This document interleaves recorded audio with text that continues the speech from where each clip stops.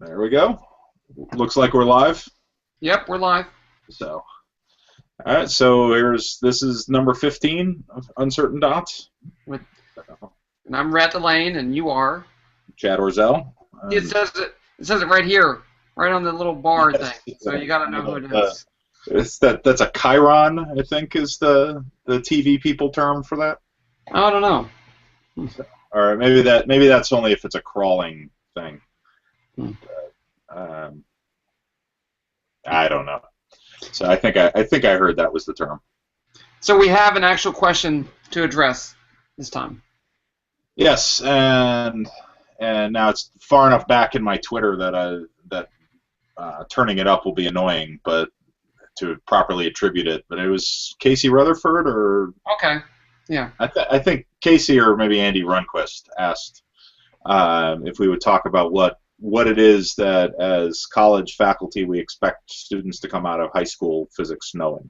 Now, I guess there's a two-part question, because, I mean, would you have a different answer for students that are physics majors and students that are not physics majors but taking physics? I don't think I have a different answer. I don't know. I think it would be basically the same, because, you know, I mean, part of where I come from on a lot of these things is I went to a district. You know, I grew up out in the sticks. I went to a rural district where, you know, there was one physics course. You know, there weren't like multiple tracks for things. And I took 3 AP exams, and 2 of those classes consisted of just me and the teacher meeting. You know, in one case on our lunch hour, basically to do the AP class. So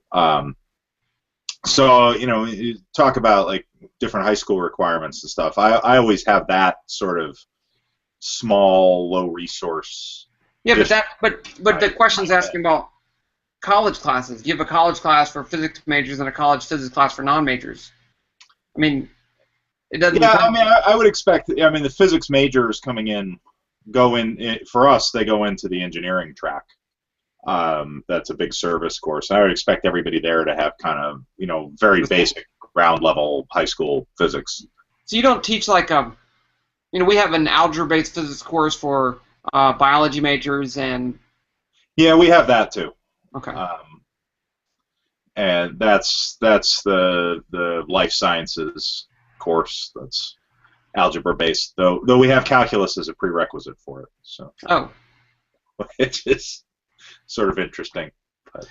Okay, well, I'm going to give you my answer for what I would like. This is a message to all the high school teachers out there that have any options, which I know a lot of you don't, right? Because you don't have any options to change the way you do things a lot of times. But, you know, we have a lot of students come from a lot of different places, and a lot of them don't really get a chance to take high school physics, or if they do, you know, we also have the case of a lot of high school physics classes are taught by, you know, people that studied biology or something like that, because there's just not enough high school physics teachers, and so, you know, maybe they didn't have the best high school course. So, you know, we really have designed our course around not expecting them to know anything in particular about physics.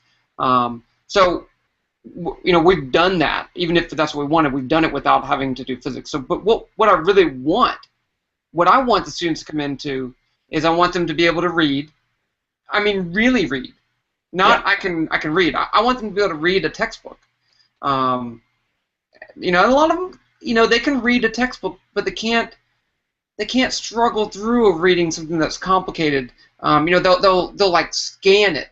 They'll read it and they know all the words. I'm not saying they can't read, but they don't. Right. They don't read for comprehension. That's the biggest thing that I want. I want them to be able to read. Other things I want them to do, I want them to, you know, critical thinking skills, problem-solving skills. We have math as a prerequisite, but that's a big thing too. I mean, if you're having trouble with algebra, it's going to get bad. It's going to get bad. So those are my big 3 things. Yeah, that's the algebra is the biggest one for us, and we have you know, a fair number of students who come in who took AP math, and so they took calculus, and if you ask them to take the derivative of a polynomial function, they can rattle that right off. But then you give them 1 over a plus 1 over b, and they'll tell you it's 1 over a plus b, which no, algebra just doesn't work that way.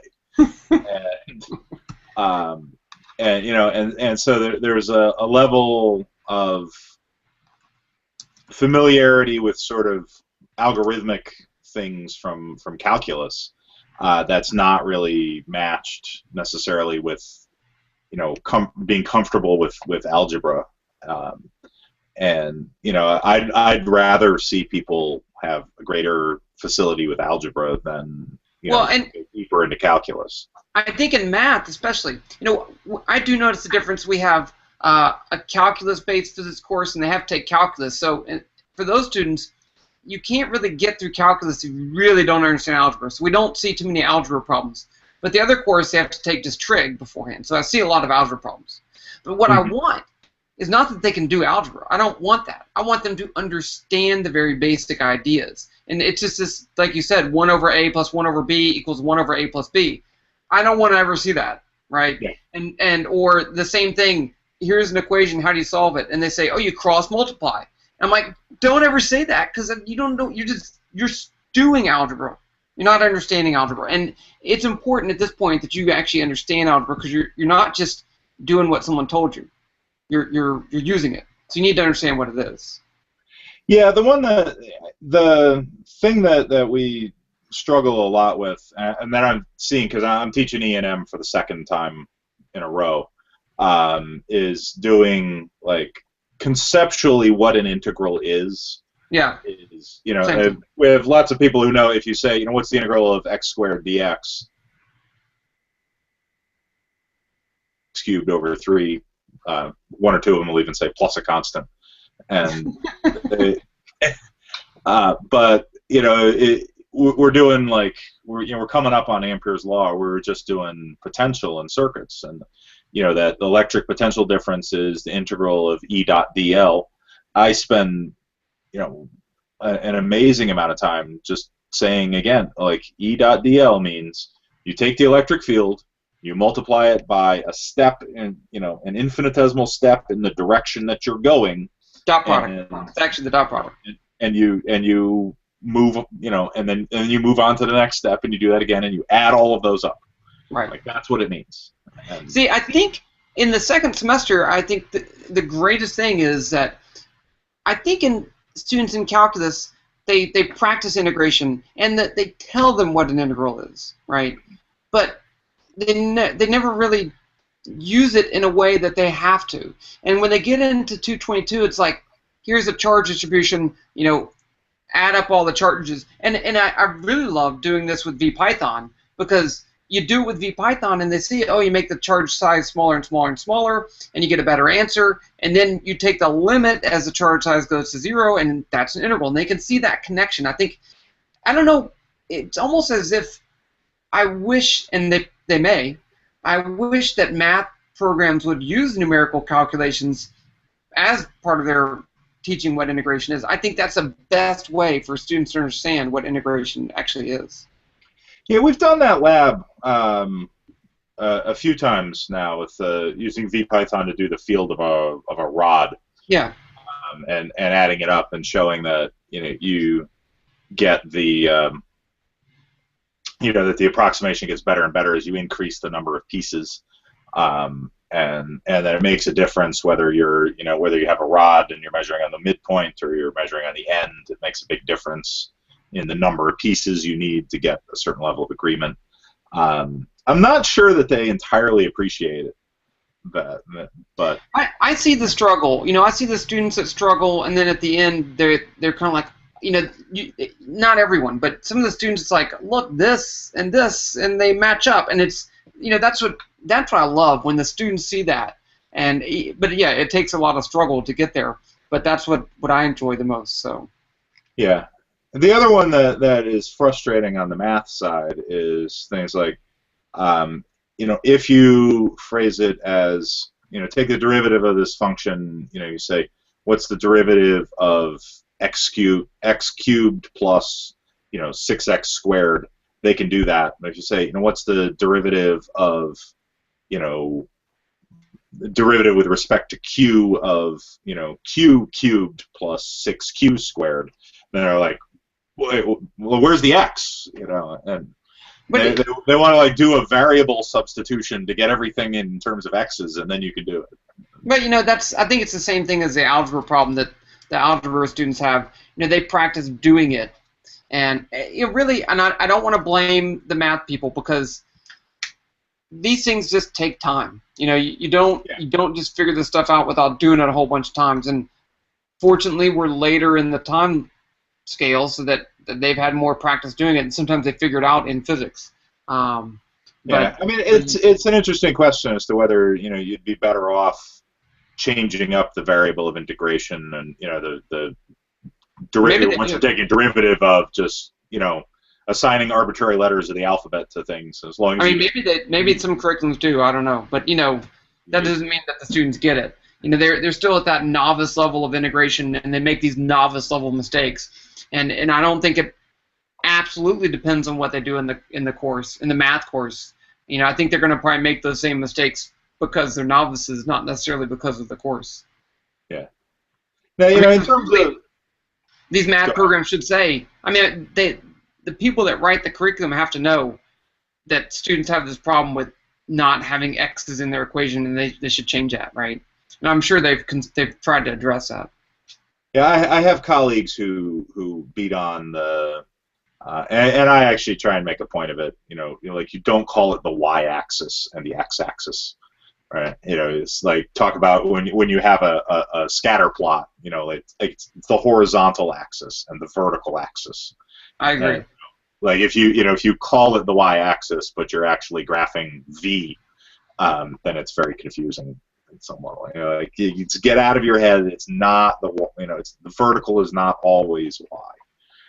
Horizontal is not always x. Sometimes it's f and t, and, or sometimes you flip them because it's more intuitive to look at it with the axes reversed in some ways. And that really throws people. Yeah, I agree. That students definitely have trouble with that, and that it has to do with this whole x and y stuff as set names instead of just the common names, right? Yeah. Going back to the question, I mean, in an ideal world, where I am, most of our students have taken physics in high school. We once or twice, we'll get like one person a year out of 3 sections. So like 50-ish students I'll see, one a year in the intro class that hasn't had physics in high school. Mostly they've taken it because we're at the sort of lower part of the U.S. News rankings, where it's competitive, like fairly elite company. And so the vast majority of them have taken physics. What I want them to come out of that with, though, is not a whole lot more than, I've heard these words before, kinds of things. I have some rough idea of what momentum means, and some rough idea of energy, as a thing, and then so that I don't have to do vocabulary tests along the way.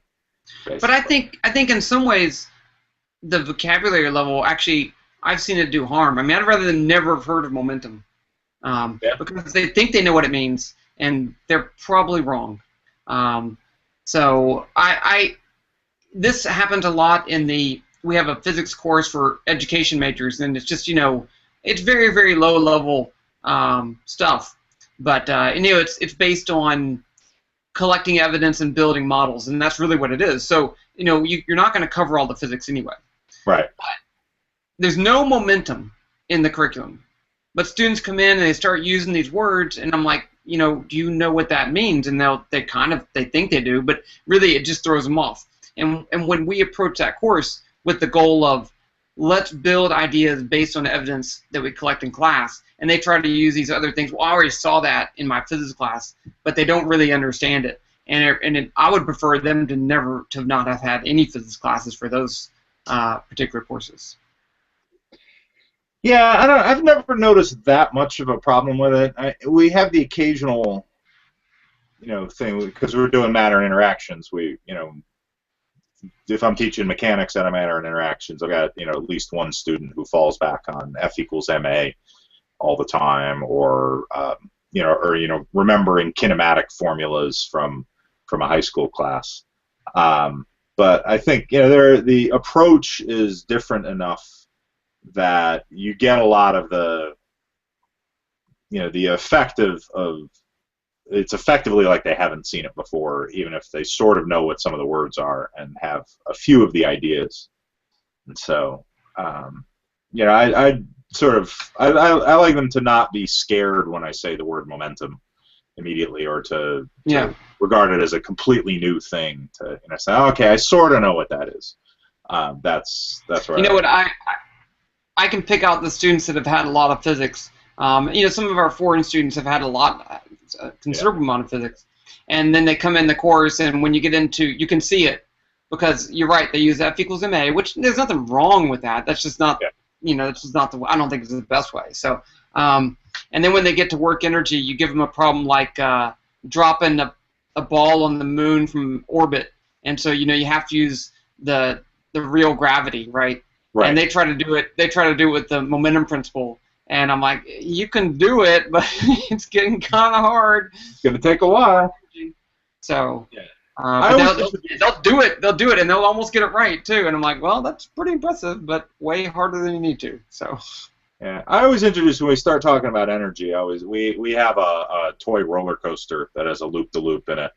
And I always introduce energy by dragging that out and saying, look. Here's the problem. You want to know, if I start this car, at the top of this track, is it going to be moving fast enough to get around the loop? And you can calculate how fast does it have to be moving to get around the loop. But, calculate how fast will it be moving at the bottom. That's a really hard problem, because, you got to track the position and the momentum as it goes all the way down the track and up the loop. That's a real hassle. We want something simpler. We want to do this without having to keep track of a vector at 1,000 time steps. Energy is a way of doing that, and try and introduce it that way. But that totally doesn't stop people from when we do like the escape velocity problems, just saying mg. Oh, yeah. I also see them using universal gravity, but just having the force at the beginning and using it as though it were constant over some large distance, which it's not. So. Yeah. So it's actually the acceleration I have as one of the problems. At the orbit of the space station, what's the acceleration due to gravity? And it's actually not all that different. No, it's not small at all. It's like 10% different. Maybe. Yeah. So that always surprises a few people. Yeah. But if I, back to the high school question, and I'm not sure this is the best, but just off the top of my head, if I had to say what would I want students to do, I would love them just to work on interesting projects where they're collecting data and they're building models that use just your basic physics stuff. I would love for them to have some experience with numerical models, even if it's in Excel, or something like that, just so they know the idea. Because I have students that come in and they don't really buy into this idea that using a computer is okay. They still think of it as kind of like that's cheating. Like you have to do it with pencil and paper, or else that's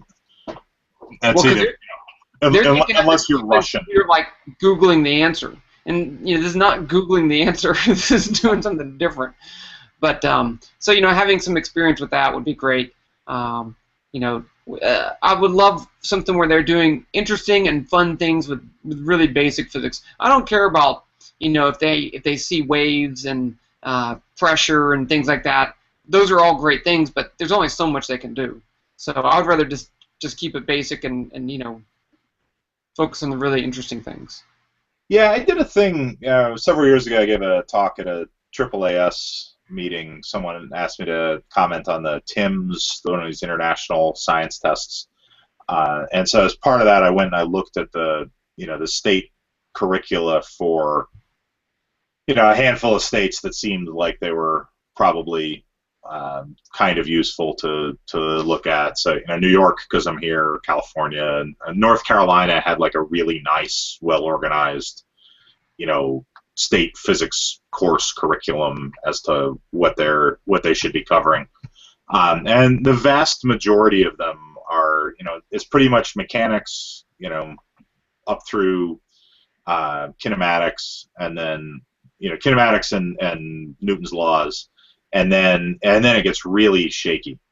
Like some of them mandate momentum, some of them just sort of sweep momentum aside. Most of them mention energy, but a lot of times it's just like, it's like the stuff that drove Feynman nuts with, energy makes it go. Energy is just a word that you sort of throw around. A lot of variability in what people mandate, but everybody sort of gets the kinematics-y stuff, that constant acceleration motion, and a little bit of E&M, but mostly, most of that states that they mandate E&M. Mostly it's circuits. They want to do Ohm's law. Yeah, I think some of these, required curriculums, and I haven't looked at the Common Core very carefully, but I mean, it has physics in there, right? This was pre-Common Core, right? So but the ones I've seen, they get people to write these standards, and you can look through the standards, and it says things that just, I mean, the standard doesn't make any sense. It's like I'm trying to think of students should show that electrons have names or something, and it's like, what does it even mean? So I wasn't too impressed. I haven't really looked at the Common Core stuff too much, but in general, I think that they try to do too much. They try to fit too much in there. I would rather it be looser, where they can have more time to be interested in physics. Do more process kinds of things. Yeah, I think that would be useful generally. I think I was very pleased, and I actually haven't heard what the result is, but Steely Kid's kindergarten class they were doing a unit on plants, and so they took, they planted seeds in little paper cups, and they put one of the paper cups on the windowsill. They put one like in the middle of the classroom. They put one in the refrigerator. They put one in, in like a box in the closet, so it would have absolutely no light. And they put one in just wet paper towels, and they're going to see which ones sprout. And I'm like, that is excellent. Yeah. Because you can do that with kindergartners, and that gets them the idea of, okay, we're going to try and test a bunch of different factors. We're going to do it a bunch of different ways. We're going to see, how much light do they need to have to sprout? How much water do they need to have to sprout? They had, one that was in dirt, but they weren't going to water it, and one that was just in wet paper towels with no dirt. I think the negative aspect of that is that some administrators or teachers would turn that into, okay, now I'm going to write that down. Students have learned the germination process of plants. And it's totally not about the germination process of plants. It's just a simple science experiment. Yeah, it's just they've learned how things work. And that we're going to study, plant reproduction. I'm like, no, you're just creating a very simple experiment. And I see the exact same thing with science fair projects. They don't just make a simple experiment. They say it's something else, and a lot of classes do that too, and I think that's unfortunate. Well, that goes back to your thing about hypothesis theory and all that which is really at least in physics, it's a really artificial framing of things, because nobody. I mean, nobody in my physics career ever really talks about, well, the hypothesis we're testing is this, and then we tested it a whole bunch, and now it's a theory. Like I've never really seen that. It becomes a law. Yeah, I've never seen that discussion had. Though I do see, every now and then I've read a bunch of life science papers for various things, and some of these like biomed things will actually have, in the abstract or in the introduction, the hypothesis under investigation is. I'm like, okay, yeah. That's just the same thing as in science fair. They have to have that in there. If they don't have that in there, they're in trouble. They're not going to win. Yeah. But we do. I mean, the only place I've seen it used correctly is with statistical testing in educational studies. They do it correct there. But the point I've made online is it's so abused. It'd be better just to not use it at all. Yeah. There's no point saving it. Just get rid of it. Yeah. Hey, so are you done? Are you guys finished with your finals and end of the semester? All done but the crying. I just say that. Some students had a great time, so I just like to say that. But we got 2 more weeks after this one. Today I cleaned my office. I got rid of a whole bunch of papers and stuff. The problem I do is I have like a lab counter. And I like to set up, experiments for demos or whatever, or, something awesome. And then I run out of time. I don't put it back. So I have like half the equipment in my office. Go put it all back. Stock room. Yeah. Yeah, it ends up on the front table in the room where I teach. There's like an instructor's table. And I'm like, oh, yeah, I need some magnets. And, and then I just never put the magnets in.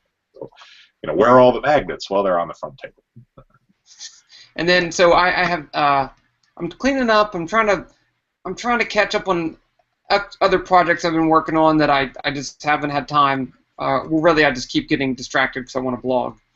And then we have summer classes starting, like the beginning of June something. I don't know. Yeah. So do you teach in the summer or? Yeah. I don't like it, but I need to teach during the summer, so the summer can be okay. We teach a 2-month semester. It's compressed. Yeah, it's compressed. It's 2 months. If a student comes in and says, I'm going to take physics, and I'm going to focus on physics alone, and it's going to be physics all the time, and I'm going to rock it, those students do well. But a lot of students come in and say, well, I'm going to work full time, and I'm going to go to class because it's in the summer it's easier, right? Because it's the summer. And I'm like, well, no, it's actually harder in the summer. And then so they put themselves in a position where they can't succeed, and I don't like that. But the students that just focus on physics, they can do it. Yeah. So how did your classes end up for the term? I think it ended up okay. Some of the students said I had a couple comments that I really liked that were, this was a really difficult course, but I think it was a really good course. That's what I want to hear. I don't want them to say, oh, I just had fun and I got an A and it's, take physics, it's easy, yay. That's not what it is. And the easy stuff's bad. And when they see that it's hard and they recognize the worthfulness, how worthwhile it is to be hard, that's good. Yeah. And then I had students that worked on their own VPython project, and they said, oh, well, I want to keep on working on this. And I said, yes, that's awesome. Keep doing that. Yeah. So I think overall it went well. Some students, they got behind at the beginning, and then they put things off, and it happens all the time. But, I just don't. You're at the point where it's the last day of class, and you come in to ask me questions about the whole semester. I'm going to answer them, but, I mean, come on. It's not going to help anybody. Yeah, come on. So. Yeah. We got 2 more weeks. We got an exam Thursday in the evening because we're running 5 sections in parallel, so we get them all together and we do an exam in the evening. And so it'll be interesting to see how that goes. The other thing that's going to be interesting, this is the first time I've done the standards-based grading in parallel with other people who aren't doing standards-based grading. And so it'll be interesting to see how that shakes out. What I'm doing is giving them, periodic, like after the first exam and after Thursday's exam when I get it graded, I'm going to give them, here is the spreadsheet that contains all of your scores on all of the standards, and here is them totaled up, and here is, if the class ended today, what your grade would be. So be reassured that there is a process here, and you can look at it and figure out what it is, and hopefully that allays the concern. The problem with trying anything different is always my friend in the other section didn't have to do that, or so if you're the one person doing something, it's you can sometimes pay a price for that. But on the other hand, I have tenure, and what's the point of having tenure if you can't use it to experiment with what you're doing in the class? No, really, that's exactly the point. That's exactly the point. You can try these new things without fear. That's exactly the point. Yeah. Well, though, maybe if people are interested in standard-based grading, we could talk about that next week. Sure. We can talk about it, because I should have a better idea. I think we talked about it a little, but not that. I keep playing around with it, changing things. I think what people are interested in, and hopefully they'll let us know, is not what is standard-based grading, but what are the little pieces and the way you make it work, and what do you do differently than what I do differently, and stuff like that. So. Yeah, and I think that'd probably be good. Good thing. Well, I'm going to have to end anyway because I have to take kids to gymnastics. So. Yep, we've done our canonical half hour. So. That's right. One time unit. So. One standard time unit. But I'll remind people once again. There's my Twitter right down here. Twitter is right here. Nope. And Chad's is there too. Send us a note if you want us to talk about something. We can't say no, really. Well, we could. Well, there are things that we can say no to. Well, there are things we'd probably just ignore. Well, I didn't get that request. Yeah. No. What? No, that must have been an at reply to you. Yeah. So, but we'll be back next week, I guess, huh? Okay. I'll see you later.